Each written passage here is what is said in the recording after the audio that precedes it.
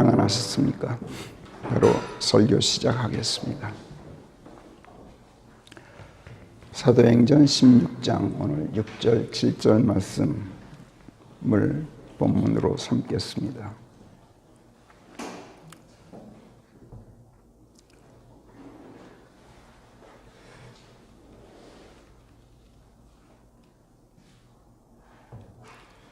사도행전 13장에서 바울이 바나바와 함께 성령의 명령으로 전도 여행에 나섰었죠. 그게 제1차 전도 여행이었습니다. 시리아의 안티옥을 떠나서 셀루키아에서 배를 타고 지중해 상의 쿠프로 섬에 먼저 기착해서 살라미스와 파포를 들른 다음에 다시 배를 타고 소아시아로 건너가서 소아시아의 퍼가에 상륙했죠. 그리고 거기서 육로로 밤필리아 지방, 피시디아 지방, 또 피시디아 지방에 있는 안티옥이라는 성읍, 루카오니아 지방, 또 그곳의 이코니움, 루스트라, 더베 이런 데를 다니고 그 다음 거기서부터 다시 그 길로 되돌아왔죠. 그러니까 1차 여행 중에는 주로 소아시아의 중남부에 있는 성읍들을 두루 찾아다니면서 복음을 전파했던 여행이었습니다.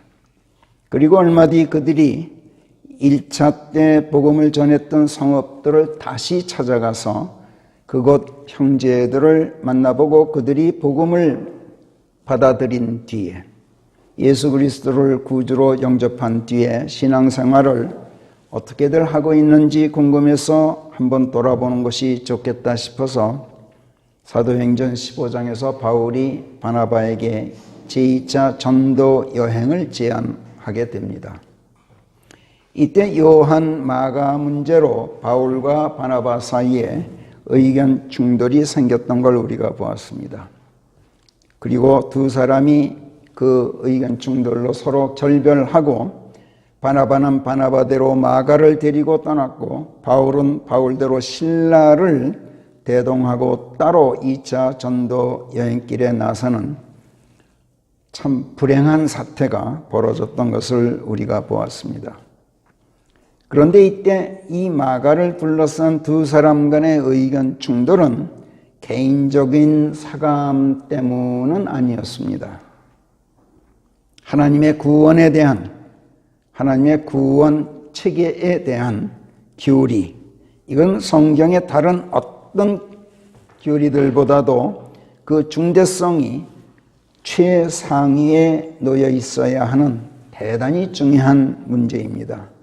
그래서 그 교리에 대해 어떤 잘못된 견해를 갖고 있다면, 그래서 조금이라도 성경과 다른 교리를 사람들에게 가르치고 전파하게 된다면 이것은 복음의 본질을 훼손하고 하나님의 구원 체계 자체를 무너뜨리는 대단히 중대한 그리고 아주 심각한 본질적인 문제일 뿐만 아니라 하나님의 복음 전파자들에 대한 전면적인 도전이 아닐 수가 없습니다.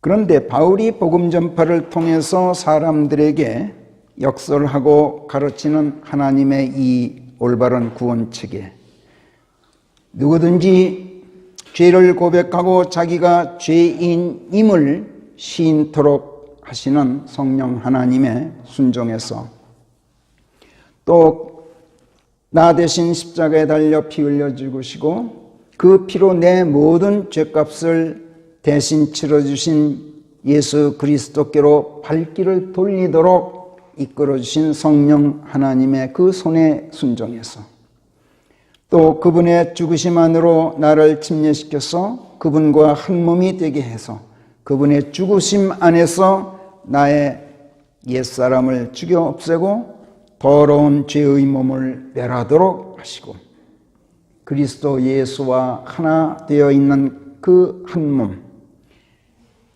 그 한 몸 된 나를 당신의 품에 꼭 끌어안고 한 몸이 되어주시는 예수 그리스도의 믿음, 이 믿음으로 말미암아서 그분의 부활에 자동적으로 편성하게 되어서 그분과 함께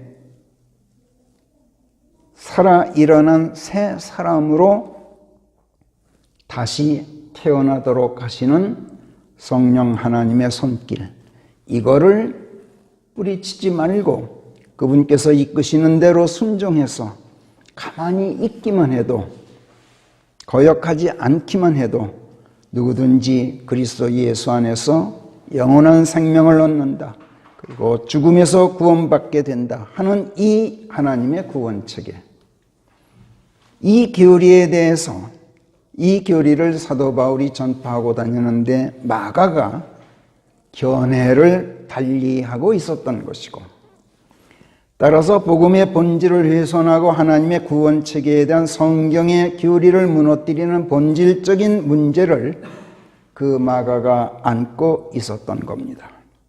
바꿔 말해서 마가는 할례되지 않으면 안 된다, 그것도 마음의 할례가 아니라 육신의 살을 베어내는 그 할례로 할례되지 않으면 결코 하나님의 백성이 될 수 없다.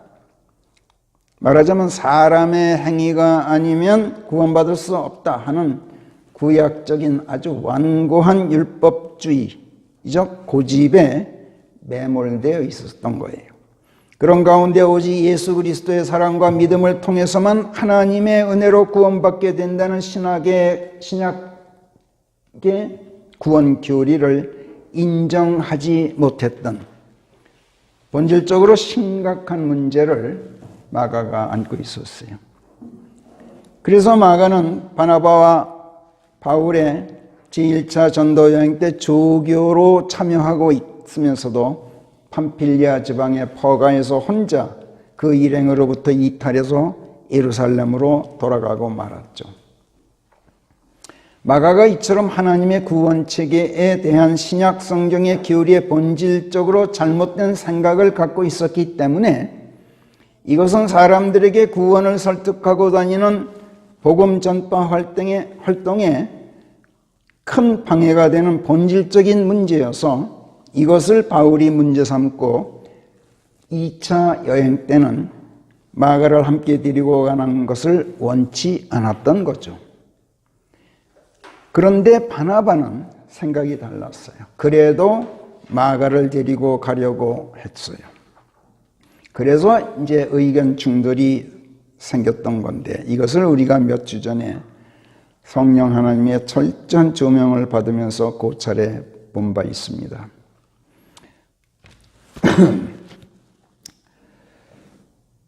바울과 바나바 간에 이런 의견 충돌로 생긴 두 사람의 결별이 개인적인 사감 때문이 아니라 교리적으로 본질적인 문제가 있어서 복음 전파 활동에 문제를 일으킨다고 바울이 생각했기 때문에 야기되었던 것이 분명합니다마는, 그게 사실입니다마는, 그러나 그렇다고 해서 이때 바울이 옳았고 바나바가 틀렸다, 이렇게 단언하기는 어렵습니다. 왜냐? 이 사건을 둘러싸고 성령께서 우리로 하여금 문제는 본질이다 하는 것을 숙고해 보도록 몇 주 동안 인도하시기는 했지만, 문제는 본질이다 하는 이 관점에서 보더라도 구원에 대한 성경의 바른 교리에 조금이라도 손상을 입히지 않으려고 했던 바울 혼자만 철두철미 본질에 충실했다고 보기는 어렵기 때문입니다. 마가가 설사 잘못했다 하더라도 너그럽게 용서하고 그릇된 생각에서 벗어나게 하고 바른 교리를 배우고 올바른 복음의 길에 들어서도록 하는 것도 하나님의 인자하심과 사랑 안에 거하고 있는 우리 그리스도인의 고매한 품격이 아니겠습니까? 하나님의 구원 체계에 대한 바른 교리야말로 다른 어떤 교리보다도 최상위에 놓여야 하는 것이 사실이라면, 그렇다면 하나님의 구원 체계에 대한 바른 교리를 전파하기 위해서 그 교리가 어디서부터 출발하고 있느냐, 그 교리의 시작점이 무엇이냐 하는 것을 또 우리가 신중하게 생각해 보지 않을 수가 없습니다. 하나님의 구원이 무엇에서부터 시작합니까? 죄들의 용서에서부터 시작하지 않습니까? 하나님의 구원은 본질적으로 하나님의 용서하심에서부터 시작합니다. 하나님의 용서하심이 있어야, 그리고 이것을 알아야 죄인이 죄를 깨닫고 자기가 죄인이라는 것을 시인하게 됩니다. 그리고 고백하고 회개하게 되고 하나님의 용서를 빌게 되는데, 하나님의 용서하심이 있기 때문에 하나님의 용서를 빌게 됩니다. 그렇기 때문에 예수 그리스도께서 이끄시는 성령의 손길에 죄인들이 순응하게 되는 것이고, 죄인들이 순응해야만 예수 그리스도의 믿음이 성립됩니다. 그리고 예수 그리스도의 믿음이 성립되어야 침례가 이루어지고, 그래서 죄의 몸이 멸하여지게 되어서 구원받게 되는 것이죠. 어디 구원뿐이겠습니까? 하나님의 사랑과 자비와 은혜, 그리고 용서하심이 하나님께서 일하시는 모든 면에서, 모든 일에서 사실은 용서하심이 그 바탕이고 본질인 것입니다. 하나님의 오래 참으심, 그 본질은 용서에 있습니다. 하나님의 지엄하심, 그것도 그분의 용서하심에 그 본질이 있습니다. 용서하심 없이 어떻게 사랑합니까? 용서함 없이 어떻게 자비로울 수 있고 은혜로울 수 있겠습니까? 용서하심이 없다면 오래 참으심이 무슨 소용이 있겠으며, 용서하지도 않으시면서 어떻게 지엄하실 수가 있습니까? 자식에게 매를 드는 부모의 지엄함, 이거 용서가 있기 때문에 정당화될 수 있는 거죠. 그리고 용서하기 때문에 부모의 그 엄함이 그 가치를 지니게 됩니다. 용서가 아니면 구원이라는 것이 이루어질 수가 없어요. 구원이 구원일 수도 없어요. 우리 하나님께서는 용서하시는 분이기 때문에 우리 하나님이시고 우리 모두의 아버지이신 겁니다. 용서는 단지 용서 그 자체로 끝나질 않습니다. 용서는 다시는 잘못을 저지르지 않도록 하시는 하나님의 지엄하신 회초리입니다. 용서는 용서받는 것으로 그치지도 않습니다. 용서는 용서하는 것으로만 그치지도 않지만 용서받는 것으로 그치지도 않는단 말입니다. 용서받았으면 회개하고 생각을 바꾸고 발길을 돌려야 용서받은 것이 되죠. 용서는 죽은 자도 살리시는 하나님의 권능입니다. 그리고 많은 사람들로 하여금 스스로를 돌아보도록 하시는 하나님의 아주 오묘하고도 지혜로운 계책입니다. 또 세상을 바꾸시고 당신의 법도로 세상을 다스리시는 경륜자로서의 하나님의 통치 방식이기도 합니다. 우리는 이것을 요한복음 8장에서 여실하게 보고 배우게 됩니다. 예수께서 이른 아침 성전에 좌정하시고 사람들을 가르치고 계셨어요. 그런데 이때 서기관들과 바리새인 같은 종교인들이 간통하다가 붙잡힌 한 여인을 예수께로 데려옵니다. 그리고 사람들 한가운데 그 여인을 세워놓고 그 여인이 간통 현장에서 붙잡혀 왔음을 고합니다. 그리고 그런 자는 돌로 쳐 죽임을 당해야 한다 했던 모세의 율법을 들이대면서 예수님더러 당신은 어떻게 하겠소? 이렇게 묻습니다. 예수님을 이유인해서 고속거리를 잡으려는 종교인들의 교활한 책략이었죠. 이때 예수께서 어찌하셨습니까? 마치 그들의 말을 듣지도 않으신다는 듯이 몸을 구부리고 앉아서 무엇인가 손가락으로 땅에다가 쓰고 계셨어요. 무엇라 쓰셨는지 그 당시 사람들도 아무도 몰랐고 지금 사람들도 확실히 아는 사람이 없는 것 같아요.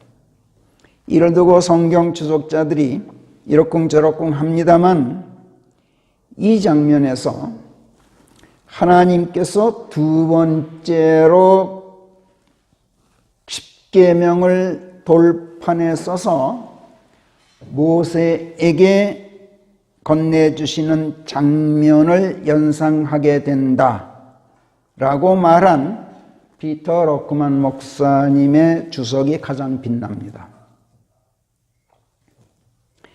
그런데 러크만 목사님도 하나님께서 두 번째로 십계명을 돌판에 써서 모세에게 주신 것이 율법을 다시 읽고 한번 양심의 가책을 느껴보라고 촉구하신 것으로 해석하는 것으로 끝냈습니다.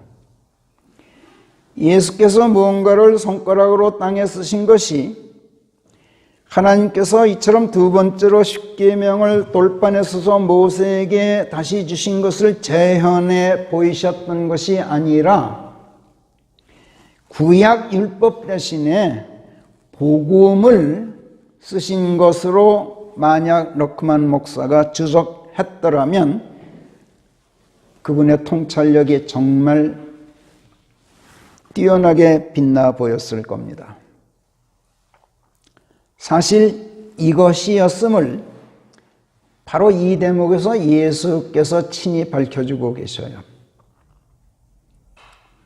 종교인들이 다그치자 예수께서 몸을 일으키십니다. 그리고 그들에게 말씀하시죠. 너희 중에 죄 없는 자가 있거든 그가 먼저 그녀에게 돌을 던지라. 여기까지는 율법입니다. 여기까지는 하나님께서 두 번째로 십계명을 돌판에 써서 모세에게 주신 것을 예수께서 재현해 보이신 것이죠. 구약 율법은 모든 사람들에게 죄를 묻습니다. 그리고 모든 사람들이 죄인이라고 정죄합니다. 이게 율법의 핵심입니다. 그리고 모든 사람들로 하여금 양심의 가책을 느끼게 해서 예수께로 데려다 놓는 것이 율법의 기능입니다. 예수께서 다시 몸을 구부리시고 무엇인가를 땅에 또 쓰십니다. 간통한 여인을 데리고 왔던 종교인들이 누구든지 죄 없는 사람부터 시작해서 돌을 던져라 하시는 예수님의 말씀에 율법의 핵심 정신을 설파하신 그 말씀 앞에서 양심의 가책을 느끼게 되어서 나이 많은 사람들로부터 시작해서 마지막까지 하나 둘씩 자리를 떴어요. 양심의 가책은 되었는데 회개하고 예수께로 발길을 돌리지는 않았던 거예요. 이것이 종교의 한계입니다. 종교는 모든 사람들을 정죄하고 양심의 가책을 느끼게까지 하지만 거기서 한 발짝도 더 내딛지를 않습니다. 종교는 양심의 가책을 느끼게 만들어 놓고 양심의 찔림을 받은 사람들을 그 가책의 울타리에 꼭꼭 가둬둡니다. 죄를 묻고 정죄된 사람들을 정죄의 울타리에 가두어 놓는 겁니다. 그런 가운데 사람들을 정죄 안에서 윽박지르면서 지배하는 마귀의 울타리가 바로 종교의 울타리입니다. 사람들은 다 떠나고 여기 죄인으로 정죄된 그 여인 혼자만 덩그러니 예수님과 함께 앉아 있습니다. 이 장면을 한번 잘 생각해 보세요. 양심의 가책을 느낀 사람들은 예수님을 떠났어요. 그런데 죄인으로 정죄되어 있는 그 여인 혼자만 예수님과 있어요.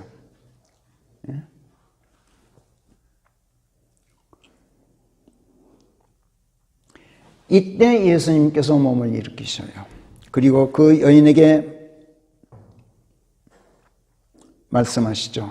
여인이여, 너를 고발한 자들이 어디 있느냐? 이렇게 물으셔요. 너를 정죄한 사람이 아무도 없느냐? 율법을 들이대는 자들이 지금 다 어디 갔느냐? 죄를 고발하고 양심의 가책을 느끼게 만드는 그 자들이 지금 다 어디 갔느냐? 이렇게 물으신 거예요. 여인이 대답합니다. 예, 주여, 아무도 없나이다. 아무도 없었나이다. 나를 정죄한 사람은 없었나이다. 정죄를 했어야 되는데 정죄했으면 돌을 던졌겠죠. 돌을 던진 사람은 아무도 없었습니다. 그러자 예수께서 말씀하십니다. 나도 너를 정죄하지 않는다. 가거라. 그리고 더는 죄를 짓지 말라. 이것이 신약 복음이에요. 복음은 죄를 묻질 않아요. 복음은 죄를 용서합니다. 복음은 하나님의 자비이고 사랑입니다. 그리고 용서를 통해서 더는 죄를 짓지 않도록 하시는 하나님의 아주 지엄하신 권능이고 지혜이고 또 회초리이기도 하지요. 마가 문제로 바울과 의견 충돌을 일으키고 결별하게 되었을 때 바나바는 아마도 이것을 생각했을는지도 몰라요. 저는 그렇다고 생각해요. 한편 바울은 이것을 생각하지 못했을지도 몰라요. 저는 그렇다고 생각해요. 구원 체계에 대한 성경의 교리를 보호하는 것도 문제의 본질을 고수하는 중요한 일이긴 하지만 잘못을 용서하는 것도 구원 체계의 본질이라는 점에서 마가를 용서하자는 것이 바나바의 생각이었을 것으로 저는 확실히 믿습니다. 이렇게 본다면 바울과 바나바가 이 마가를 둘러싸고 의견이 충돌했을 때 바울이 옳았고 바나바가 틀렸다고 단언할 수가 없는 겁니다. 제 생각이 옳다면 오히려 바나바가 바울보다 문제의 본질에 더 충실했다고 보아야 합니다. 죄를 용서하는 인자함과 사랑이 없다면 복음을 전파하고 구원 교리를 아무리 옳게 가르친들 그게 무슨 소용이 있습니까? 그게 무슨 설득력을 가질 것이며 그게 어찌 사람들의 마음을 움직일 수 있겠으며 복음이 어찌 복음일 수 있겠습니까? 따라서 용서가 없다면 복음은 복음도 아닌 것이 되고 맙니다. 용서는 오직 사랑에서 나옵니다. 사랑이 무엇이라고 성경이 말씀합니까? 모든 것을 감내하고 모든 것을 수용하고 모든 것을 소망하고 모든 것을 참고 견디는 것. 고린도전서 13장 7절. 그것이 사랑이다. 이렇게 성경은 말씀합니다. 바울은 마가의 잘못을 감내하지 못했습니다. 바나바는 마가의 잘못을 수용했습니다. 왜? 용서해 줌으로써 마가의 생각을 바꾸고 잘못을 뉘우치고 바른 길로 돌이킬 수 있게 할 수 있다는 소망이 있었기 때문에, 그래서 바나바는 참을 수가 있었던 겁니다.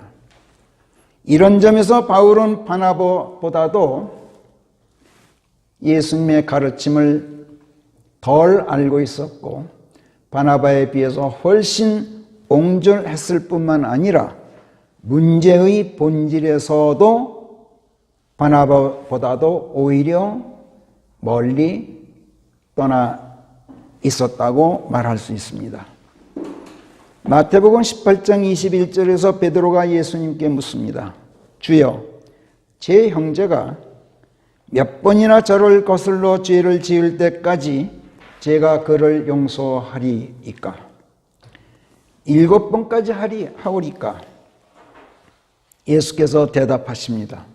7번까지가 아니라 70번씩 7번씩이라도 용서하라고 나는 네게 말하노라. 그리고 하늘의 왕국 이야기를 들려주십니다. 그러면서 저 유명한 비유, 신하들의 부채장부를 정산하고자 하는 한 왕의 비견되는 예화를 들려주시죠. 한 신하가 임금에게 1만 달란트를 빚졌습니다. 임금이 그 신하를 불러서 빚 독촉을 하는데 그 신하가 당장 갚을 돈이 없습니다 하고 하소연하자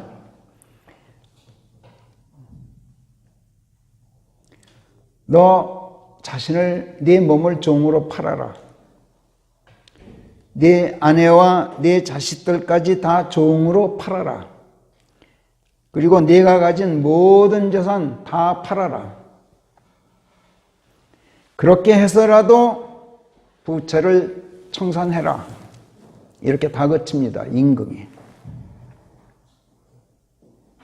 이때 신하가 머리를 조아리면서 주군이시여, 참으시고 저에게 말미를 주십시오. 그러면 제가 주군께 다 갚겠습니다. 신하가 엎드려서 머리를 조아리면서 사정사정을 합니다. 그러자 임금이 동정심이 생겨서 그를 풀어주고 모든 부채를 청산을 미뤄주는 게 아니라 아예 탕감해줘 버려요. 부채 장부에서 아예 지워 없애버려요. 그러나 그 신하가 어찌했습니까? 그 길로 제 동료 신하들 중 자기에게 100편스를 빚진 자에게 달려가 멱살을 잡습니다. 빚 갚으라고 성화를 합니다. 그 동료 신하가 내게 말미를 주시오. 그러면 내가 그대에게 다 갚겠소 하고 간청을 하는데도 그가 빚을 다 갚을 때까지 그를 감옥에 투옥시켜버립니다. 임금이 나중에 이 소식을 듣고 분노합니다. 그리고 그 신하를 불러서 너 사악한 종아, 네가 내게 액을 하기에 내가 네 빚을 모두 탕감해 주었는데 내가 너를 불쌍히 여겼듯이 너도 네 동료 신하에게 동정심을 품어줘야 옳지 않았겠느냐. 이렇게 질책을 하면서 임금이 먼저 탕감해 주었던 빚을, 그 탕감해 줬던 것을 취소해 버립니다. 그리고 다 갚을 때까지 감옥 형리에게 이 신하를 넘겼다 하는 것이 예수께서 들려주신 하늘의 왕국에 대한 예화였죠. 그런데 이 이야기를 예수께서는 다음과 같은 말씀으로 마무리하십니다. 그런즉 너희가 만약 자기 형제 중 누구 하나라도 그들이 침탈한 것들을 너희 마음으로부터 용서해 주지 않으면 하늘에 계신 내 아버지께서도 너희에게 이같이 하시리라. 바로 이것이 하나님의 지엄하심이죠. 하나님의 이 지엄하심, 이것은 용서하시는 그분의 사랑과 인자하심의 바탕 위에 서 있기 때문에 우리가 하나님의 이 지엄하심 앞에서 두려워 떠는 겁니다. 두려워 떤다면, 용서하시는 하나님의 사랑과 인자하심 앞에서 정말로 우리가 두려워 떤다면, 받은 대로 생각을 당장 바꾸고 그릇된 발길을 옳은 길로 돌려야 하지요. 만약 그렇지 않는다면 용서된 것이 아닌 겁니다. 회개하지 않으면 하늘에 계신 하나님께서도 용서를 취소하신다고 예수께서 친히 말씀하셨어요.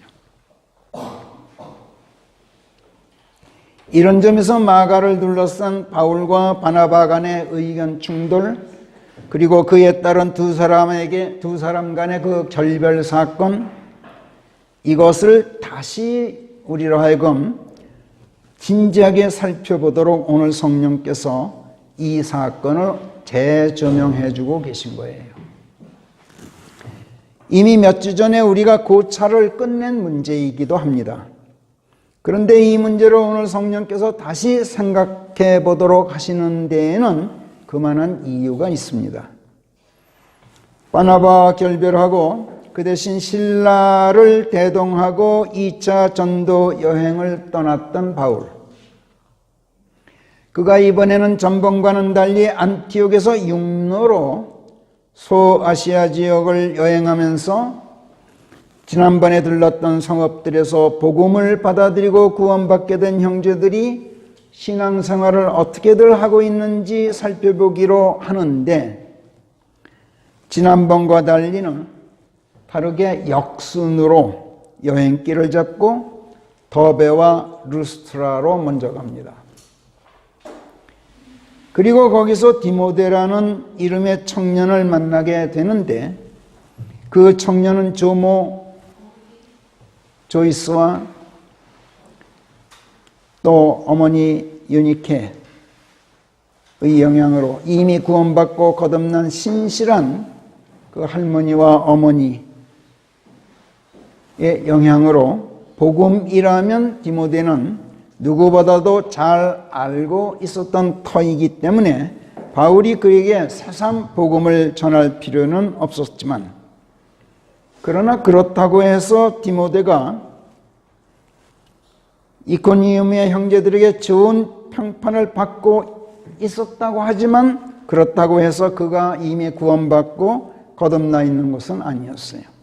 말하자면 디모데는 그 당시 마치 그리스도인처럼 보이는 유사 그리스도인의 수준에 머물러 있었던 거죠. 그래서 바울은 그가 성령 침례로 성령을 받고 확실하게 거듭나도록 해주기 위해서 그에게 안수했던 것을 우리가 디모데후서 1장에서 확인해 보았습니다. 그리고 나는 네가 이것을 잊지 않도록 일깨운다. 내가 내 두 손을 네게 올려놓음으로써 내 안에 있게 된 하나님의 은사, 그것을 흔들어 깨워라. 하나님께서는 두려움이 아니라 권능의 영, 사랑의 영, 건전한 생각의 영을 우리에게 주셨다. 그러므로 너는 우리 주의 증거를 부끄러워하지 말고 그분의 죄수된 나도 부끄러워하지도 말아라. 오직 하나님의 권능에 따라서 복음으로 인한 고난들을 함께 하는 자가 되어라. 이렇게 디모데후서 1장 6, 7, 8절에 쓰고 있는 사도 바울.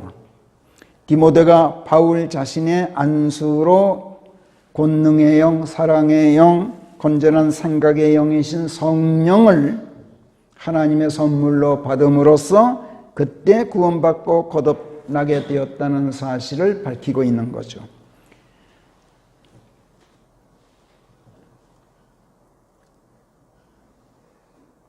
그런데 여기서 한 가지 바울이 사도행전 16장에서 디모데를 만난 뒤에 그리고 그에게 안수함으로써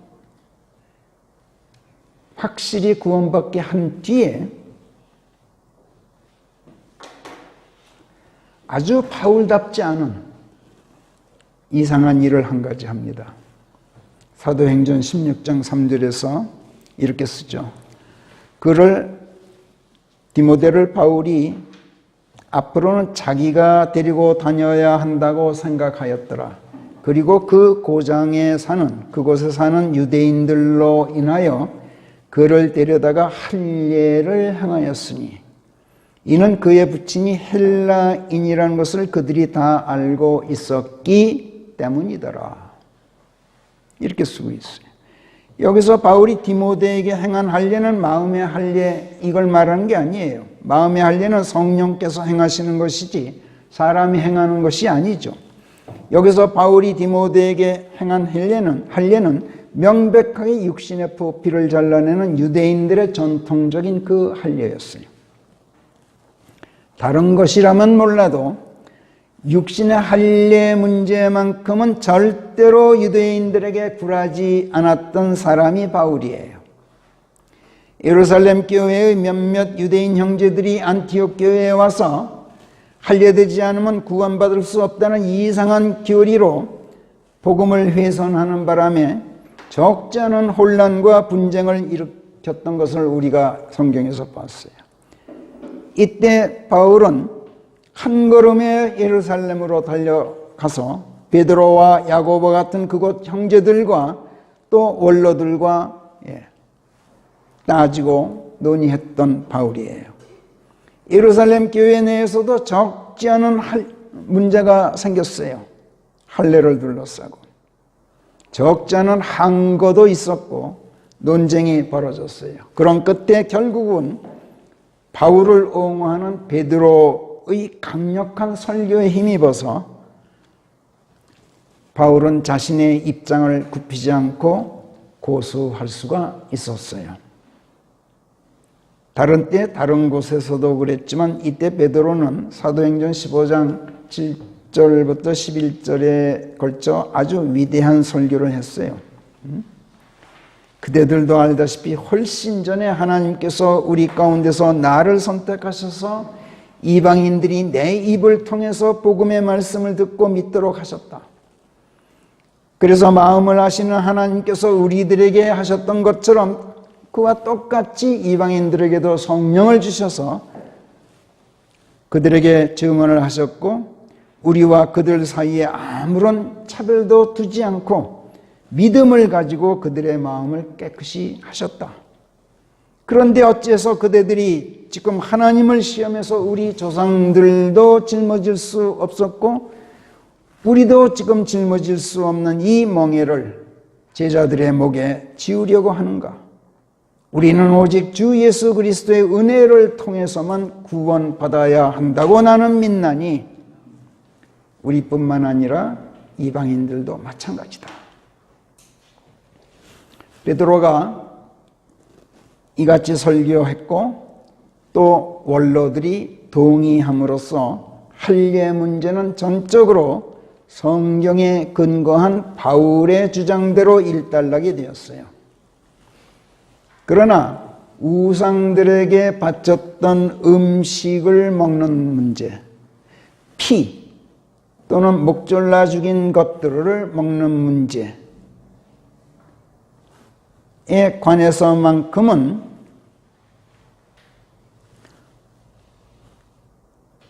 율법주의적인 사고를 하고 있었던 예루살렘 교회의 원로들에게 바울이 양보를 했어요. 그들은 이것은 필수 사항이다. 필수적으로 준수해야 될 사항이라고 원로회의에서 결론을 내렸어요. 율법의 잔재를 일소하는 데에는 바울이 성공하지 못했어요. 할례 문제만큼은 자기가 성공했지만. 그리고 안티옥 교회로 돌아왔는데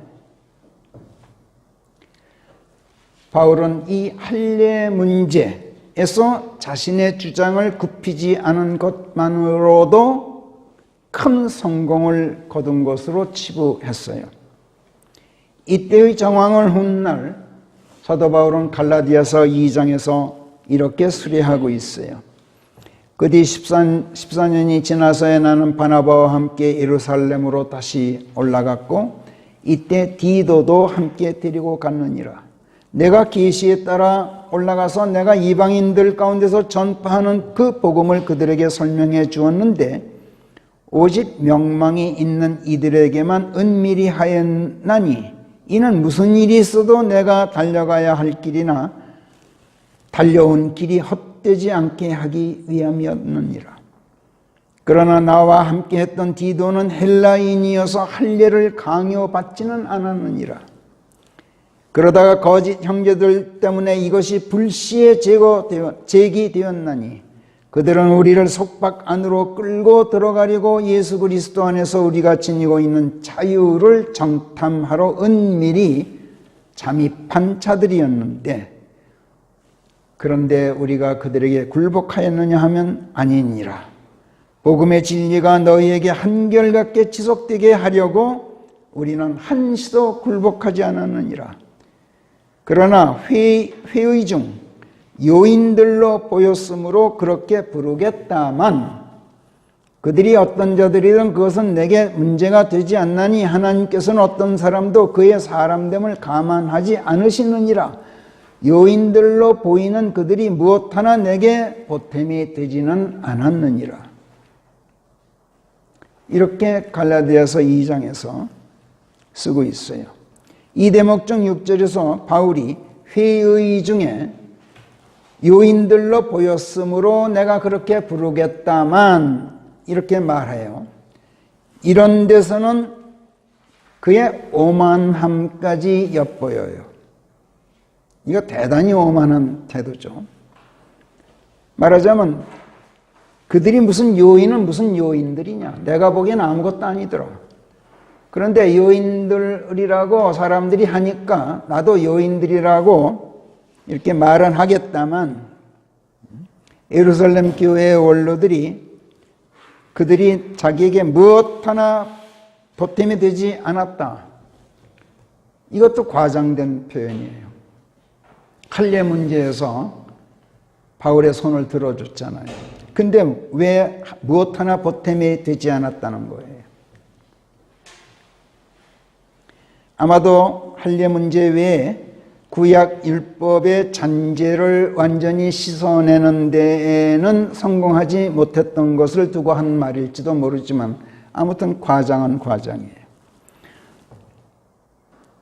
사실 이런 문제들은 피를 먹지 않는다든지 우상에 바쳤던 제물을 먹지 않는다든지 하는 이런 문제들은 할례 문제에 비하면 지엽적인 것이어서 문제는 본질이라는 이 관점에서 본다면 바울의 양보는 양해할 만하다고도 말할 수 있어요. 아무튼 바울은 이처럼 사람의 손으로 하는 육신의 할례 문제에 대해서만큼은 철저하게 자기 입장을 고수했어요. 그리고 그게 옳았어요. 복음의 순수성과 그 본질을 수호하기 위해서 참 잘한 일이었어요. 그런데 여기 사도행전 16장에서 디모데에게 안수함으로써 그를 성령 침례로 그리스도인으로 확실하게 거듭나게 해놓고는 그에게 할례를 행하였다는 것. 이거는 참으로 바울이 그답지 않은 짓을 한 것이 분명해요.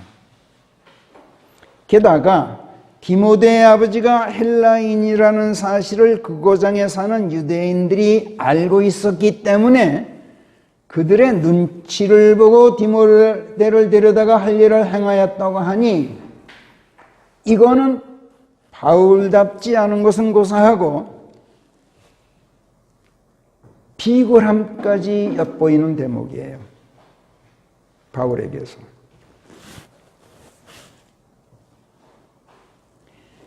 또 디모데를 구원으로 인도한 그 첫날부터 디모데에게 잘못된 가르침을 지금 줌으로써 복음 전도자요 예수 그리스도의 증인으로서 해서는 안 될 것을 지금 가르치고 말았던 거예요.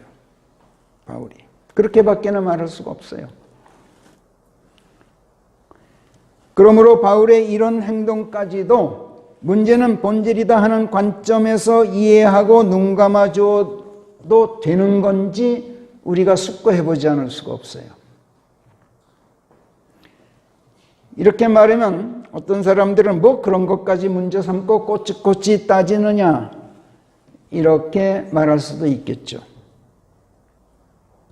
그러나 이런 대목에서 우리가 이런 것까지 세심하게 생각해 보는 것은 바울 같은 그 위대한 복음의 일꾼을 흠집을 내려는 게 아니에요. 그게 아니라 그리스도인이라고 자처하는 나부터 사랑을 덕목으로 삼고 있다고 큰소리치고 있는 나부터 다른 사람의 잘못을 용서할 줄 모르고 용서를 통해서 잘못된 생각을 바로잡아 줄 생각을 하지 못하고 본질을 내가 중시한다면서 본질을 짓밟고 많은 그런 경우가 비일비재하다는 것을 한번 성찰해 보자는 거예요. 오만하면서도 그리스도인인 내가 오만하면서도 또 비굴할 때가 한두 번이 아닌 것을 한번 되돌아보자는 것이죠. 성령께서는 이런 문제에 대해 성경에서 일일이 말씀하지 않으셔요. 그러나 깊은 생각을 가지고 주의 깊게 성경 말씀들을 읽다 보면 이런 문제까지도 생각이 미치도록 세심하게 인도하시는 성령 하나님의 아주 은밀한 손길을 발견하게 돼요. 하나님께서는 참 세심하신 분이면서도 지엄하신 분이에요. 하나님께서는 많은 것을 용서하시는 참으로 인자하고 은혜로우신 분이지만 그러나 죄 있는 것을 절대로 죄 없다 하지 않으시는 참으로 끈질기고 집요하고 또 꼬치꼬치 캐물으시고 그렇게 세심하고 지엄하신 분이기도 해요. 모세를 보세요. 그토록 신실한 하나님의 일꾼이었는데도 하나님께서는 그를 젖과 꿀이 흐르는 가나안 땅으로 백성을 이끌고 들어가는 그 중차대한 사명을 맡기시고 나서 그 자신 그 땅을 밟는 것을 허락하지 않으셨어요. 왜 그러셨습니까? 민수기 20장에서 이스라엘 백성이 진 광야에서 불평을 쏟아내면서 모세에게 시비를 겁니다. 우리 형제들이 주 앞에서 죽었을 때 하나님께서 우리도 죽이셨더라면 좋았을 것을. 그대들이 어찌하여 주의 회중을 이 광야로 끌고 와서 우리가 여기서 죽게 만드는 것이냐. 또 무슨 연유로 그대들이 우리를 이집트에서 나오게 만들고 이 고약한 곳에 데려다 놓았단 말이냐. 여기는 씨 뿌릴 곳이 못되고 무화과 심을 곳도 못되고 포도 심을 곳도 석류 심을 곳도 못되며 어디를 보나 여기는 마실 물도 없다. 모세와 아론이 성막으로 가서 얼굴을 땅에 대고 하나님께 호소합니다. 그러자 하나님께서 나타나 말씀하셔요. 막대기를 집어들어라. 그리고 회중을 한자리에 모으고 그들의 눈앞에 있는 바위에게 말씀을 전하라. 그러면 그것이 물을 내주게 되리니 네가 그 바위에서 나오는 물을 백성에게 주어라. 그런데 모세가 어찌했습니까? 회중을 바위 앞에 모아놓고 일갈합니다. 너희들 반항하는 자들아, 들으라. 이 바위에서 나오는 물을 우리가 너희에게 가져다 주어야만 하겠느냐? 그리고 모세가 손을 치켜들고 막대기로 그 바위를 내리칩니다. 그것도 2번씩이나. 그러자 물이 펑펑 쏟아져 나와서 회중이 마시고 가축들도 마셨어요. 그런데 하나님께서 분노하셨어요. 너희가 나를 믿지 않고 이스라엘 자손이 보는 데서 나를 거룩하게 받들지 않았도다. 이 말씀은 이스라엘 백성 앞에서, 내 백성 앞에서 너희가 하나님을 하나님으로 받들지 않았다. 망신 줬다. 이런 말씀이야. 그러므로 너희가 이 회중을 이끌고 내가 그들에게 준 땅으로 너희가 데려가지 못하게 되리라. 이 사건을 성령께서 민수기 20장 13절에서 이렇게 증언하고 계셔요. 이것이 무리바의 물이니 이는 이스라엘 자손이 주와 다투었음인즉 그분께서 그들 속에서 거룩하게 되셨더라. 하나님께서 당신이 하나님이시라는 것을 분명하게 회중 앞에 내보였던 거예요. 무리바는 다투다, 싸우다 라는 뜻의 히브리어. 그죠? 원래는 리브라는 히브리어에서 파생된 거예요. 이 사건이 일어난 신광야의 이곳 지명이 되었어요. 그래서 무리바. 출애굽기 17장 1절부터 7절까지에서 언급되는 또 무리바가 있어요. 다른 장면이에요. 다른 사건이에요. 거기서는 카데스의 무리바가 아니라 르피딤의 무리바예요. 이걸 구별하기 위해서 여기 진광야에서의 무리바는 카데스에 있는 무리바라고 불러요. 출애굽기 17장에서도 유사한 사건이 일어났었는데 하나님의 명령으로 신광야를 떠나서 르피딤의 장막을 펼쳤을 때예요.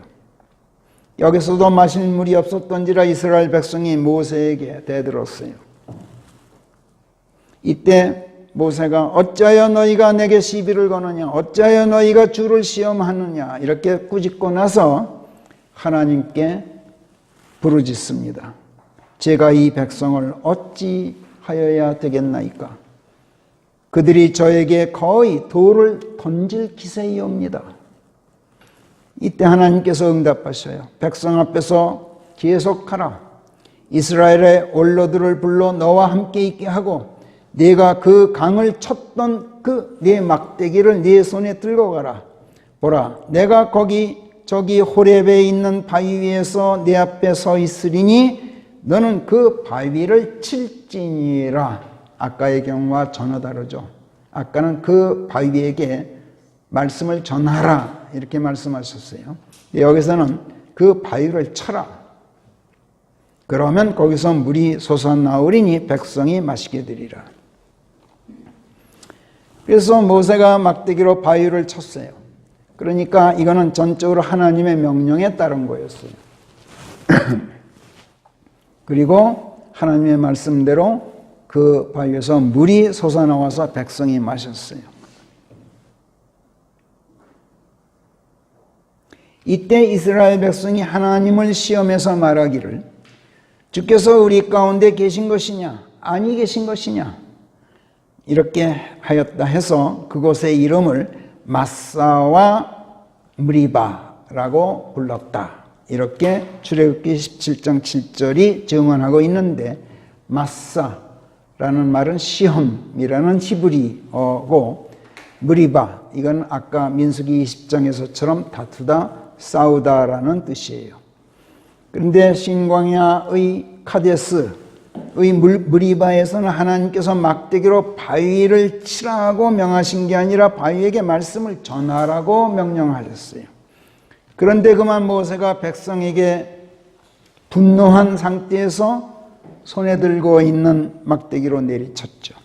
그것도 2번씩.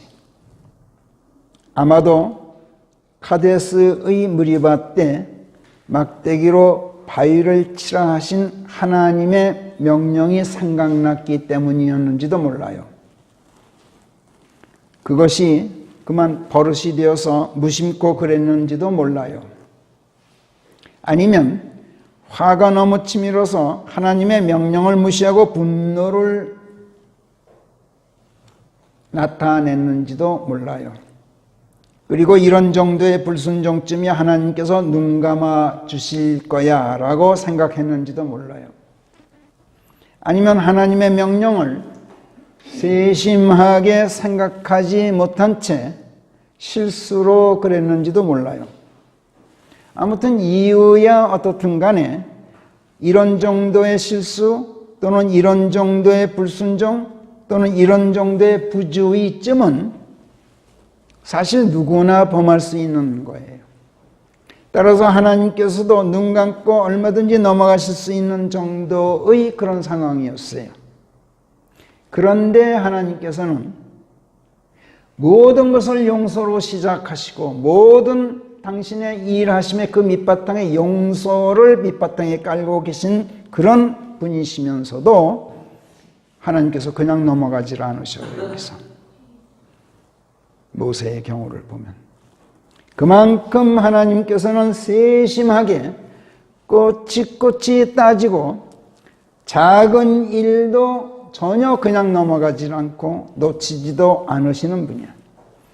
그리고 그에 대해서 아주 응당하게 응보하시는 실로지엄하신 분이에요. 이런 마당에 바울이 마가를 용서하지 못했을 만큼 냉혹하였다라거나 마가 문제로 바나바와 결별하고 전도 여행마저 따로 떠났을 만큼 옹졸했다거나 아마 바울을 두고 옹졸했다는 말은 감히 이런 말을 하는 사람은 오늘 이 순간에 여기 서 있는 나밖에 없을 것 같아요. 그런데 성령께서는 그렇게 인도하셔요. 문제의 진면목을 지금 보게 하시는데 아까도 말씀드렸듯이 바울에게 어떤 흠집을 내자는 게 아니라 나를 지금 돌아보게 하고 계신 거예요. 또 예루살렘 교회의 원로들이 여인이라 불렸으니 자기도 그렇게 부르기는 하겠지만 여인은 무슨 여인이냐 하는 식으로 말했을 만큼 바울이 오만했다거나 문제의 본질을 따지고 본질적인 문제에 있어서만큼은 절대로 양보하지 않았다면서도 유대인들 눈치 보느라고 디모데에게 할 일을 행하였을 만큼 비굴하였다거나 사실 이런 용어들은 비굴하다, 옹졸했다, 오만했다 이런 용어들을 바울에게 쓴다는 건 이건 참 힘든 일일 거예요. 근데 저는 지금 쓰고 있어요. 왜? 성령께서 지금 그렇게 하고 계셔요.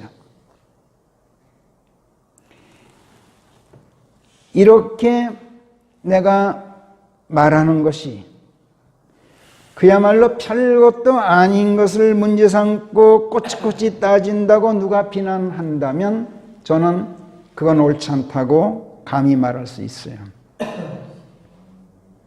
사실은 사실이기 때문에 그래요.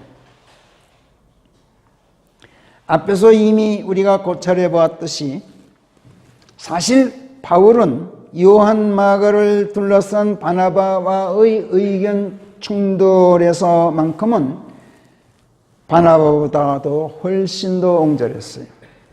인정미가 없었어요. 문제의 본질을 중시한다는 점에 있어서도 바나바만 못했던 게 분명해요. 훗날 바울이 로마 감옥에 투옥되어 있었을 때 디모데에게 쓴 편지에 보면은 마가를 데리고 와달라 이렇게 디모데후서 4장 11절에 쓰고 있는 걸 우리가 봐요. 지금 오직 누가만 나와 함께 여기 있다. 내가 오는 길에 마가를 불러서 그를 데리고 함께 와달라. 이는 마가, 그가 내 직무를 위해서 내게 유익함이라. 이렇게 디모데후서 4장 11절에 쓰고 있어요. 그냥 마가가 뭐 보고 싶다든지 무슨 그립다든지 하는 게 아니라 직무를 위해서 자기에게 유익한 사람이라고 말할 정도야. 이로써 지난날 마가를 둘러싼 바나바와의 충돌에서 바나바가 옳았고 자기가 틀렸다는 것을 간접적으로 시인하고 있어요. 사실 바울의 위대성은 이런 데 있어요. 자기 잘못을 시인할 줄 아는 것. 공개적으로. 마가도 그래요. 마가도 바울의 부탁을 받고 디모데를 따라서 로마로 달려갔어요. 골로새서 4장 10절에 보면 바울은 그의 편지 말미에서 마가를 자기의 옥중 동료 중 하나로 꼽고 있어요. 그리고 그를 골로새 교회로 보내면서 그를 반갑게 영접해달라고 골로새 교회 성도들에게 부탁했던 것을 우리가 알 수 있어요. 이런 데서 마가의 위대성 또한 있어요. 우리가 봐요. 그러면 그렇죠. 마가가 그렇게 처음에는 하나님의 구원 체계에 대한 교리에 대해서 오해를 했고 잘못된 생각을 가지고 있었지만 그런 마가임에도 불구하고 성령께서 마가복음이라는 그 중대한 복음서의 기록자로 선택하셨을 만큼 마가는 훌륭한 하나님의 일꾼이었어요. 바나바가 기대했던 것처럼 바나바의 용서를 통해서 바나바의 관용을 통해서 마가는 제 길로 돌아왔던 것이 분명해요. 훗날 베드로는 마가를 내 아들이라고 부르고 있어요.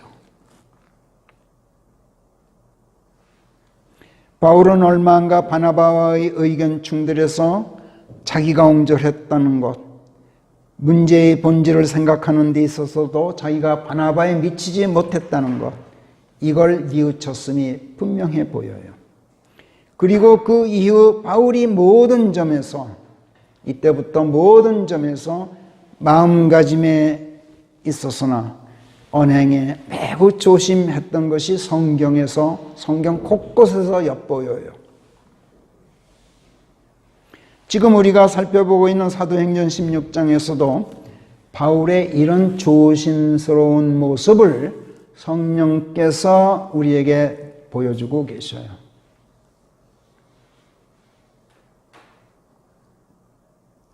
우리 안에 거하시는 성령께서는 우리로 하여금 잘못을 깨닫게 인도하시고 생각을 고쳐먹고 바른 길로 돌아서도록 아주 세심하게 인도하셔요. 그리고 우리가 정말 성령 안에 거하고 있다면 우리도 매사에서 아주 세심하게 인도하시는 성령 하나님의 손길에 민감하게 반응하게 돼요. 그리고 순응하는 법이에요. 만약 우리가 그렇지 않다면 우리는 성령 안에 거하고 있는 게 아니거나 또 우리 안에 거하시는 성령을 꺼뜨리고 있거나 한 것, 둘 중에 하나예요. 데살로니가 5장 19절에서 성령을 꺼뜨리지 말라고 주의를 주는 것은 그래서예요. 아무튼 바울은 바나바와 결별을 한 뒤 신라를 대동하고 2차 전도 여행길에 올랐는데 프루기아와 갈라디아 지방 전역을 두루 다니고 나자 이때 사도행전 16장 6절에서 이렇게 쓰고 있어요. 아시아에서 말씀을 전파하는 일이 성령에 의해서 막혔으니 그들이 무시아에 도착한 후 비두니아로 가려고 시도하였는데 성령께서 그들을 허락하지 않으셨던 것이라. 이렇게 쓰고 있어요. 우리는 이 대목에서 실로 많은 것을 생각하지 않을 수가 없어요. 생각해 보세요. 어느 지역, 어느 곳에서 말씀을 전파하는 것을 성령께서 막으시기도 하는 것일까? 이상하지 않아요? 야, 너희 거기서는 복음 전파하지 마라. 성령께서 그렇게 막으셔요? 상상하기 힘들지 않아요? 또 만약 그렇다면 바울은 그것을 어떻게 알았을까? 이것도 참 이상해요. 혹시 자기 생각으로 모든 것을 다 생각해 놓고 나서, 자기 생각으로 모든 것을 결정해 놓고 나서 그게 성령께서 그렇게 하신 것이라고 둘러댄 것은 아니었을까? 100에서 99사람은 대개 그래요. 둘러댄 거. 또 이런 식으로 둘러대는 거짓말쟁이들이 우리 주변에 많은 걸 볼 때 만약 바울도 그런 것이었다면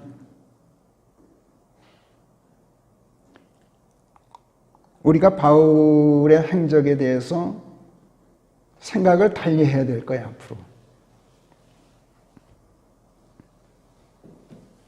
또 성령께서 바울로 하여금 소아시아 지역에서 전파 활동을 막으셨다면 그 이유는 또 무엇이었을까?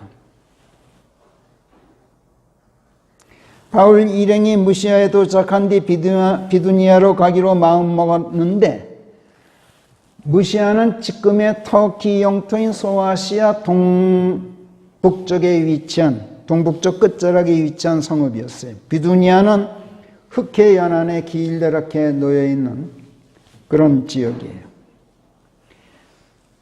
지난번 1차 여행 때는 소아시아의 중남부 이하 지방을 다니면서 전도 활동을 펼쳤는데 이번에는 그 이북 지방으로 활동 무대를 넓히려고 바울이 시도했어요. 그런데 원래 2차 전도 여행의 목적은 1차 때에 들렸던 것을 되밟는 여행이었어요. 바울은 원래 계획이. 그러니까 북쪽으로 올라갈 생각은 전혀 없었어요. 그런데 더베와 루스트라에서 들르자마자 바로 겨우 거기만 둘러보고 나서 저 멀리 북동쪽으로까지 올라가 버렸어요. 거기서 비두니아 지방으로까지 활동 무대를 넓히려고 했어요. 말하자면 원래 계획과는 크게 벗어난 행로를 택하고 있는 거예요. 왜 그랬을까? 또 성령께서는 왜 그것을 막으셨고 성령께서 막으신다는 것을 바울이 무엇을 보고 알았을까? 성령께서 무엇을 가지고 또 어떤 식으로 막으셨을까?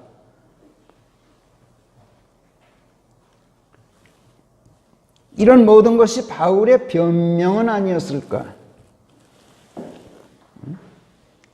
참 많은 것을 우리가 생각하게 돼요. 그냥 넘어갈 대목이 절대로 아니에요. 이런 대목 그냥 넘어가면 사람들이 이런 데서 아주 잘못된 뭘 배우게 돼요. 내가 꿈에서 뭘 계시를 받았느냐 하는 따위가 이런 데서 나오는 거예요.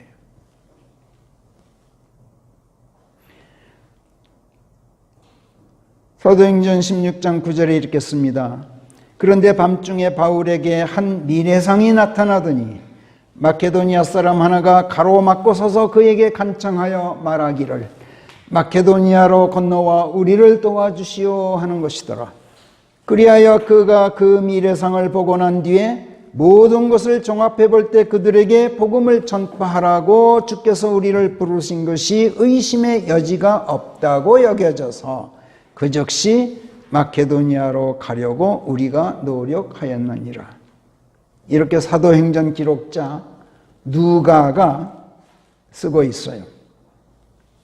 그런데 이것은 아시아에서 활동하는 것을 포기하고 이미 무시아에서 에게해 연안의 항구 도시 트로아로 이동한 뒤의 일이에요. 지금 이거는. 트로아는 소아시아에서 에게해를 건너서 유럽 대륙 발칸 반도로 건너가는 바로 유일한 항구예요. 바울 일행이 이미 거기에 가 있었다면 이것은 그들이 아시아에서 떠나서 그들이 유럽 대륙으로 건너갈 차비를 이미 하고 있었던 것이 분명한 거예요. 만약 그렇다면 그 미래상을 보고 난 뒤에 모든 것을 종합해 볼 때 이건 이들로 하여금 복음을 마케도니아로 가서 전파하라고 주께서 부르신 것이 의심의 여지가 없다고 여겼고 따라서 그 명령에 따라서 우리가 마케도니아로 가기로 했다는 것은 엄밀히 말해서 자기네가 다 결정해 놓고 나서 그걸 성령께서 이끄신 것이다.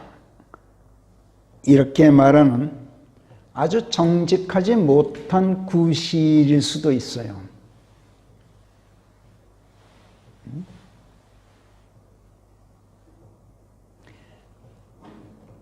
그리스도인이라고 자처하는 우리들이 이런 말 가끔 할 때가 있어요. 내가 다 결정해놓고 나서 하나님께서 그렇게 인도하셨다. 듣기는 좋아요. 근데 부정직한 게 문제란 말이에요. 이런 사실들을 바울이 쓰고 있는 건 물론 아니에요. 누가가 쓰고 있어요, 지금. 그렇지만 지금 이 전도팀의 리더는 바울이에요. 그렇고 보면 누가도 바울의 말만 듣고 그렇게 생각할 수도 있지 않았을까? 바울이 무슨 누가 자신이 뭐 성령의 계시를 받아는 이런 게 아니라 바울의 말을 듣고 똑같이 그렇게 생각했을 수도 있지 않았을까? 이런 식으로 이 대목을 읽으면서 많은 의구심을 일으키기 때문에 우리가 여간 주의해서 읽지 않고는 또 여간 깊이 생각해 보지 않고서는 또 하나님께서 허락하시는 모든 명철을 총동원해서 전후 좌우 성경 말씀들을 종합적이고도 입체적으로 비교해 가면서 고찰해 보도록 인도하시는 성령의 조명이 없이는 사실을 파악하고 진실에 접근하지 못할 뿐만 아니라 많은 오류를 범하게 되고 잘못된 해석을 내놓게 되고 부정직한 말을 하게 돼요. 우리는 여기서 바울이 바나바와 결별하고 따로 여행길에 나서게 되었던 그 정황부터 다시 되돌아봐야 돼요. 지난번 1차 여행 때 들렀던 성읍들을 다시 찾아가 보기로 했던 바울인데 지난번과는 달리 왜 거꾸로 돌면서 육로로 여행길을 잡았을까 하는 그 정황.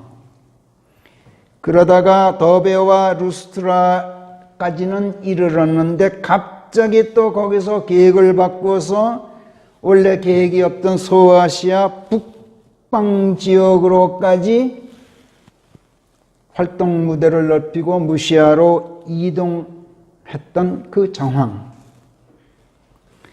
마가 문제를 둘러싸고 바나바와 의견 충돌을 일으켰을 때 어느 뭐로 보나 바울이 옹졸했고 용서할 줄 몰랐고 문제의 본질을 고수하는 데 있어서 바나바만 못했던 그 정황.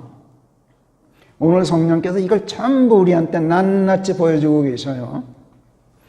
웬만하면 온유한 마음으로 유연하게 행동해도 되었을 만한 그런 상황에서 바울이 끝까지 자기 고집을 완악하리만큼 꺾지 않았던 그 정황.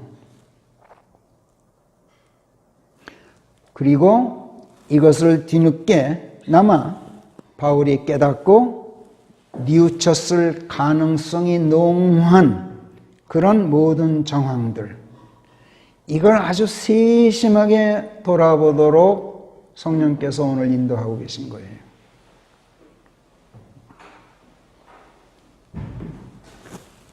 우리 한번 바울의 입장이 되어 봅시다. 그리고 한번 생각해 보자고요. 자, 바나바와 결별했어. 바나바가 보통 사람이 아니야. 나 바울에 대해서 바나바가 없었으면 오늘의 나 바울이 없어요. 예루살렘 교회가 전부 배관시 했어요. 구원받고 나서도 바울이. 저 친구 옛날에 다 잡아다가 감옥에 쳐놓고 스테판이 죽을 적에도 동조했던 작자다. 전부 뿌리쳤어요. 바나바가 바울을 예루살렘 교회에 데리고 와서 모든 걸 설명해주고 설득하고 해서 받아들여지도록 했던 그런 아주 은인 중에서도 은인이에요.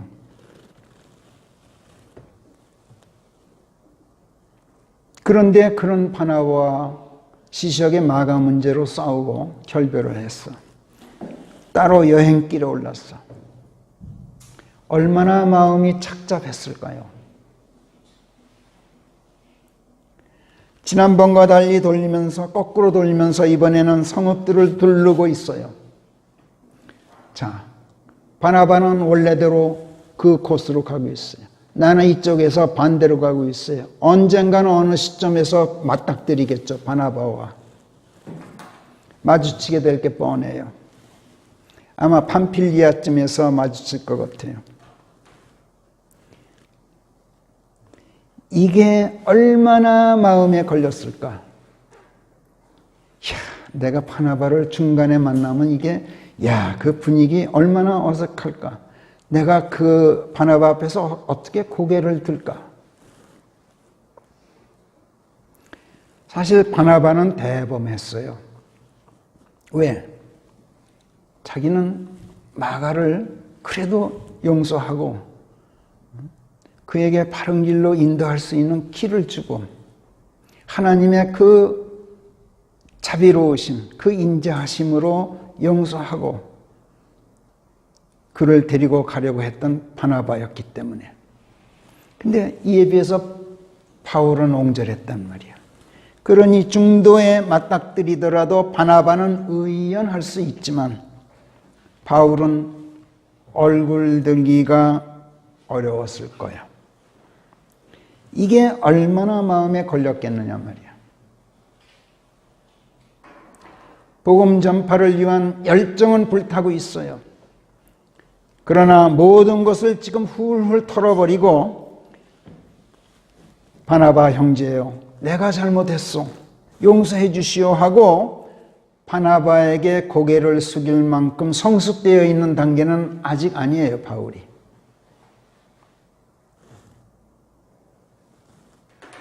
또 마가한테도 젊은이여, 내가 참 옹졸했소 하고 마가를 끌어안아줄 만큼 그렇게 아주 어른스럽게 자라있는 상태가 못 돼요, 바울은 지금. 솔직히 얘기해서 바울은 지금 초짜예요.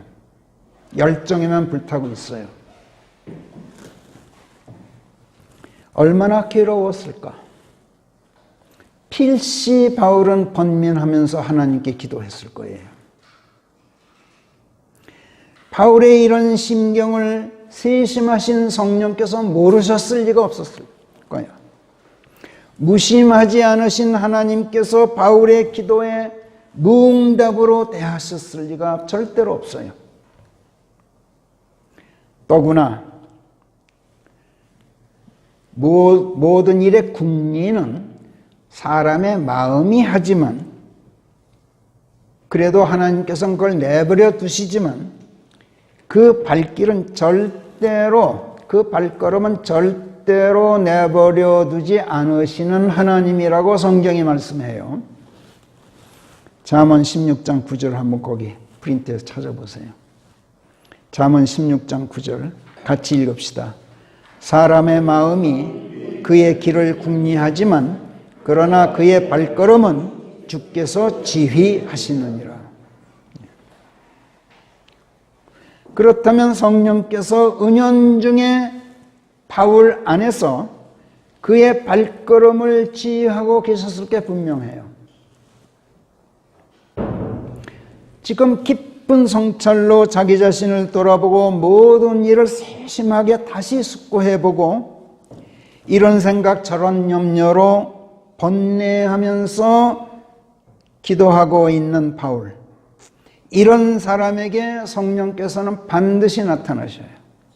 그리고 말없이 고요한 중에 내 발걸음을 성령께서 지휘하셔요. 이게 우리 성령 하나님이셔요. 그리고 어떤 방식으로든지 언젠가는 어떤 미래상을 보여주시고 그 미래상 중에 나타나서 지금 당신께서 이끌고 계시다는 것을 확인해 주셔요. 반드시. 성령께서 바울에게 한밤중 미래상 중에 나타나셨던 것이 바로 그 예예요. 바울이 필시 꿈을 꾸었겠죠. 성령께서 꿈에서 나타나 오냐 바울아 너 잘 생각했다. 소아시아는 바나바에게 맡겨라. 그리고 너는 복음의 불모지인 유럽으로 건너가라. 발칼만도 유럽 땅, 그 마케도니아로 건너가라. 내가 너와 함께 할 것이다. 틀림없이 이렇게 응답하셨을 거예요. 이것을 성령께서 바울의 꿈에 한 마케도니아 사람으로 나타나셔서 바울을 가로막고 서서 그에게 간청하여 말하기를 마케도니아로 건너와 우리를 도와주시오 하는 메시지로 전하셨을 게 분명해요. 그리고 이 미래상을 보고 난 뒤에 모든 것을 종합해 볼 때 이것은 우리더러 그리로 가서 복음을 전파하라고 주께서 부르신 것이 의심의 여지가 없다 하고 여겨지도록 그의 마음에 확신을 심어 주셨을 것이고 그 즉시 마케도니아로 가려고 노력하도록 이끌고 또 도와주셨을 거예요. 미래상, 영어로 비전이라고 그래요. 비전은 문자 그대로 비전이에요. 미래가 눈앞에 보이는 게 비전이에요. 이건 환상이 아니에요.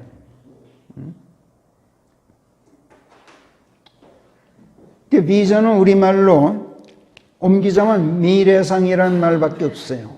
다른 역본들은 전부 환상이라고 했는데 비전은 환각작용으로 생기는 그런 환상이 아니에요. 미래상과 관련해서 잠언 29장 18절은 이렇게 말씀해요. 잠언 29장 18절 우리 같이 읽어요. 시작. 미래상이 없는 데서 백성이 멸망하느니라.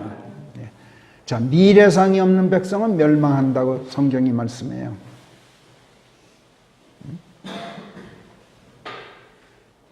미래상은 환상이 아니라 하나님의 명료한 계시예요. 미래상은 꿈을 통해서 자주 계시되기는 하지만 꿈 자체가 미래상인 것은 아니에요. 꿈은 미래상이 계시되는 하나의 매체일 뿐이에요. 옛날에 성경이 없었을 때는 그랬어요. 지금은 성경이 있기 때문에 하나님의 미래상은, 하나님의 계시는 성경을 통해서 계시돼요. 그러니까 우리의 비전은 성경에서 있는 것이지, 찾는 것이지, 꿈에서 찾는 건 구약시대 성경이 없었던 시절이에요. 성경이 있어도 구약 성경밖에 없었던 시절, 복음이 없던 시절 이야기예요. 미래상은 문자 그대로 미래에 이루어질 일들을 하나님께서 미리 보여주시는 그림이고 하나님께서 미리 말씀해 주시는 하나님의 분명한 계시예요. 이 계시는 오직 성경 말씀에 의해서만 확증돼요. 성경 말씀들로 확인되지 않는 것은 모두가 마귀의 거짓말이고 사람이 꾸며낸 거짓 계시예요. 미래상이 있는 사람은 과거에 집착해요. 미래상이 없는 사람은, 비전이 없는 사람은 전부 과거에 매몰되어 있어요. 미래상이 있는 사람은 앞을 보고 내달려요. 미래상이 없는 백성은 망한다 그랬어요. 지금 이 나라가 그래요. 이 나라는 불행히도 미래상이 없는 자들이 권력을 장악하고 있어요. 왜? 그들은 지금 과거에만 집착하고 있어요. 참 불행해요. 지금 이 나라에는 권력자의 눈치만 볼 뿐 권력자에게 조언을 해주는 사람도 없어요. 이 조언과 관련해서 잠언 11장 14절 같이 읽어보십시다. 시작. 조언이 없는 데서 나라가 몰락하나니 좋은 자들이 많아야 거기에 안전이 있느니라. 얼마나 겁이 나는지 모르겠어요. 이런 말씀들을 읽을 때. 어디 나라뿐이겠어요? 어디 백성뿐이겠어요? 한 사람 한 사람 개인도 마찬가지예요. 사람은 누구나 어리석어요. 그래서 조언해 주는 사람이 없으면 누구나 다 몰락하게 돼 있어요. 왜요? 사람의 눈에는 옳게 보이지만 사실은 사람이 어리석고 눈이 밝지 못해서 옳은 길로 보이는 길, 사실은 그릇된 길인 경우가 대부분이기 때문에 그래요. 잠언 12장 15절은 이렇게 말해요. 어리석은 자의 길은 그 자신의 눈에는 옳게 보인다. 그러나 조언의 말씀들의 귀를 기울이는 자가 지혜로운 것이다.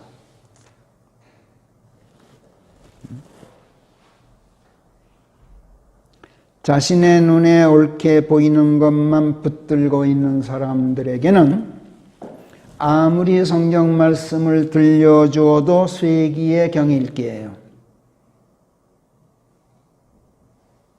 이런 사람들을 완악하다고 말해요. 성경은.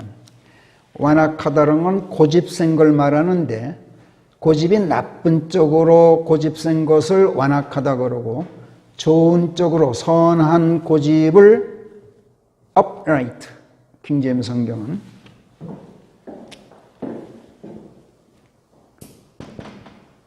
이렇게 말해요. 위로 곧바르다, 올곧다, 마음이 바르다, 마음이 곧다.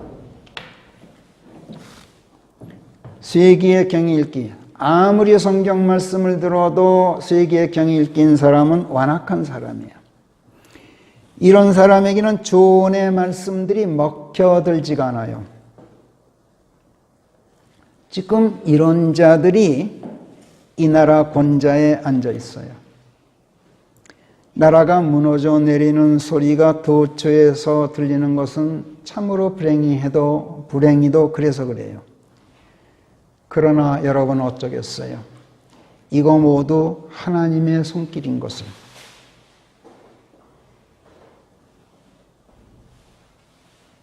우리가 할 일이 뭐예요? 다만 이 백성이 회개하고 하나님의 용서를 빌고 기도하는 수밖에 다른 도리가 없어요. 자, 나라는 그렇다 합시다. 그러나 그리스도인이라고 자처하는 나 한 사람 한 사람부터 성경이 외치는 조언의 말씀들에 왜 귀를 기울이지 않는가? 성경으로 확증되지 않는 어떤 말에 내가 지금 현혹되어 있는 사람은 아닌가? 그렇다면 지금 당장 미망에서 깨어나 하나님께서 주시는 미래상 안에서 조언을 구해야 될 것이 아닌가. 그렇지 않으면 망한다고 성경이 경고하지 않는가.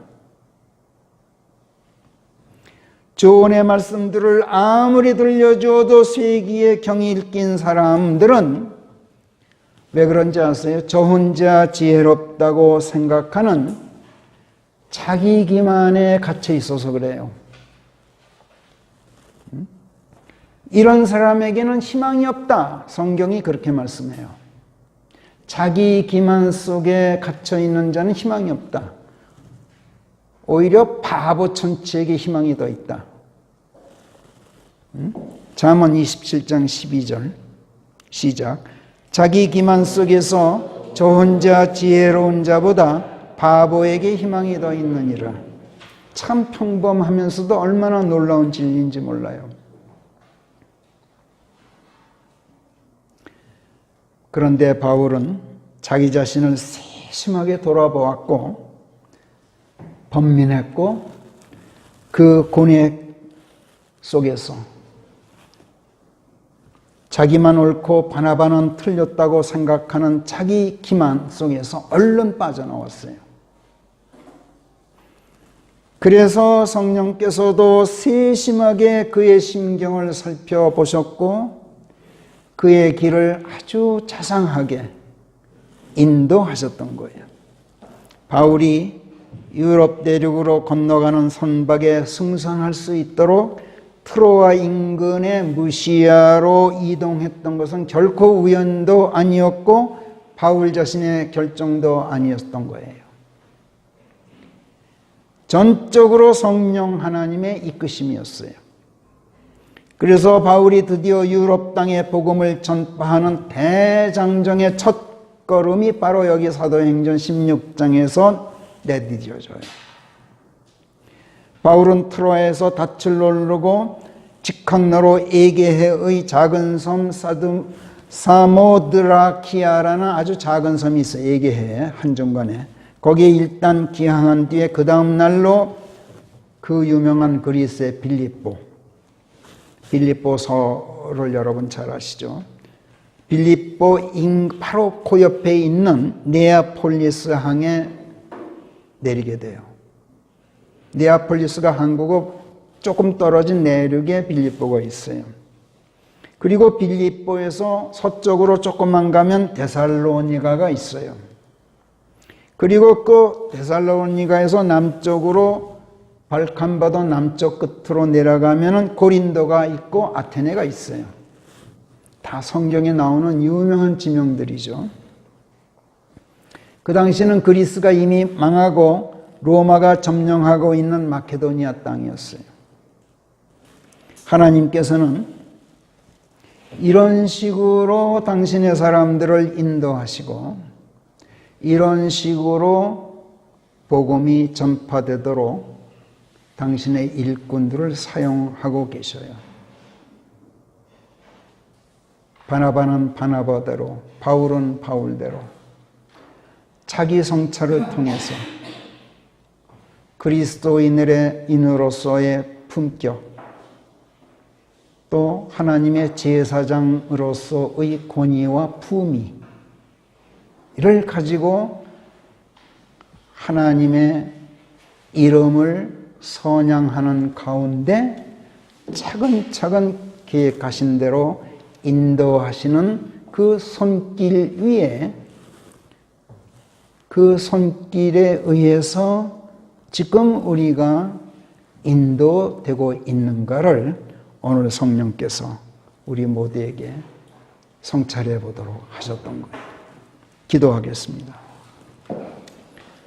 모든 것을 용서하시는 사랑이신 하나님 아버지, 7번이 아니라 70번씩 7번이라도 형제들을 용서하라 하신 이 말씀을 저희로 하여금 다시 새롭게 마음 깊이 새기게 해주신 것을 감사합니다. 저희가 하나님 아버지의 인자하심과 사랑과 은혜 안에 거하고 있는 그리스도인들인 것이 확실한 이상 저희가 그런 사람들로서 그리스도인으로서의 고매한 품격을 갖추기 원합니다. 용서야말로 모든 문제의 큰 본질이고 다시 잘못된 길에 들어서지 못하게 하고 죽은 자도 살리시는 아버지 하나님의 권능이시고 지혜이고 또 지엄하신 회초리인 것을 오늘 저희가 배웠습니다. 그러니 하나님, 매사에서 저희 자신을 세심하게 되돌아보고 고뇌하는 가운데 저희가 기도하겠사오니 하나님, 저희로 완악함을 버리고 온유한 영, 사랑의 영, 권능의 영, 건전한 생각의 영을 되살리도록 저희를 선하게 이끌어 주시어서 아버지 하나님을 찬양하고 그리스도 예수의 이름을 선양하는 저희들이 되도록 은혜 내려 주시옵소서. 감사하고 우리 주 예수 그리스도의 이름 안에서 기도하옵나이다. 아멘.